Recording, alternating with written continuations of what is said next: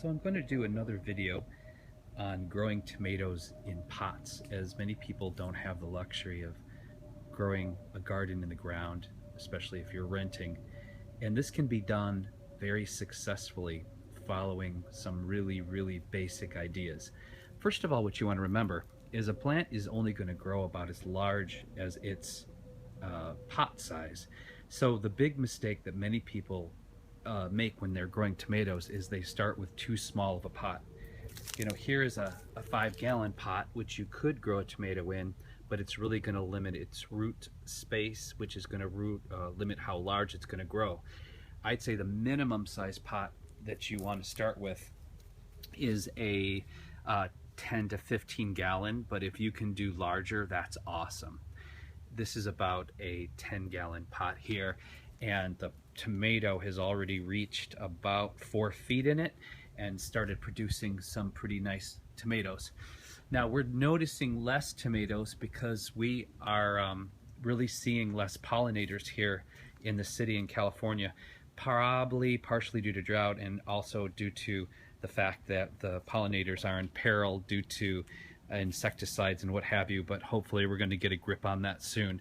So here's another nice sized pot. I got that at Home Depot, and we've got a nice 4.5-foot tall tomato going on.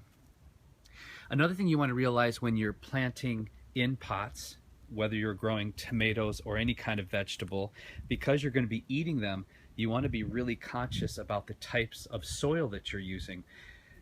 One way to save some money and keep your soil somewhat organic if you're using a super large pot is you can tear up cardboard and put it in the base of it, which also helps to hold moisture around the edges and at the base. This will fill in space and it will constantly decompose and make like a really good medium as it breaks down. But you also want to use sphagnum peat moss. This is great for raising the acidity of the soil, and it also helps to hold moisture on those long hot days if you can't get home from work in time to water.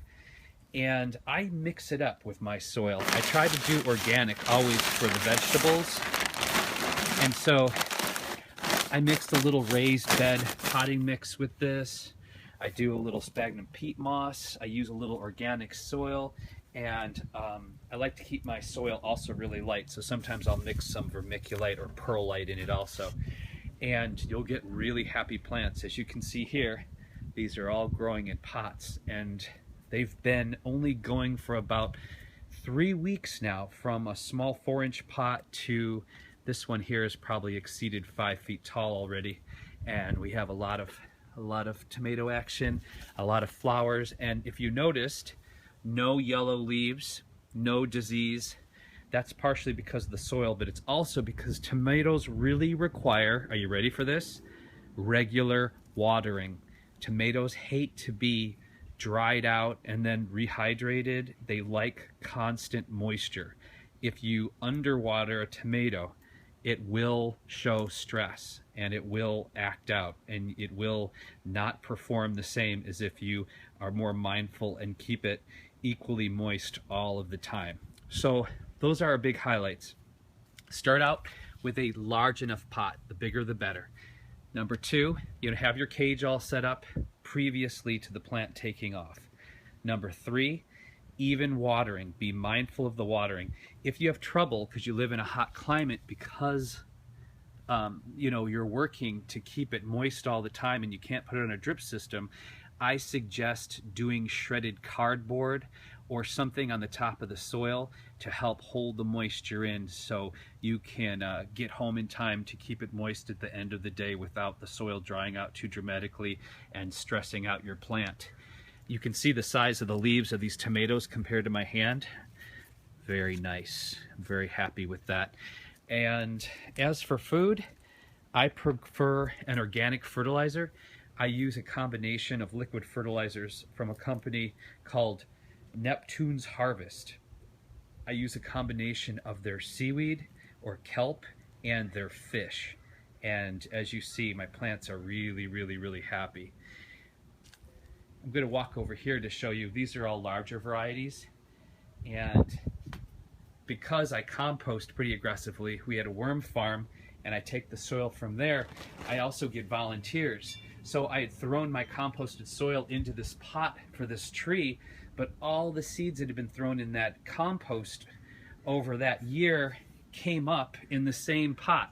So the tree's back there, it's in this large blue pot, but these sunflowers came up out of nowhere that looked beautiful and like I planted them on purpose.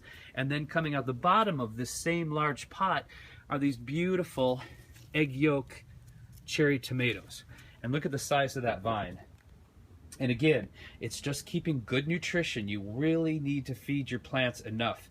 I'm always shocked at how I ask people, they say, oh, my plant's not doing so well. And I'm like, did you feed it? They're like, oh, I'm supposed to feed it? Well, yeah, it's a living thing, duh.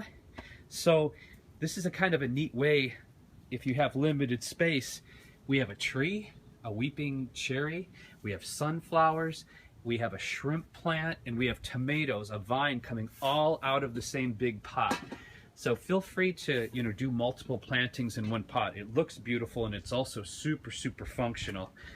Okay, so if you have any questions about growing tomatoes in pots, feel free to shoot your question in the comments box, and I'm very attentive.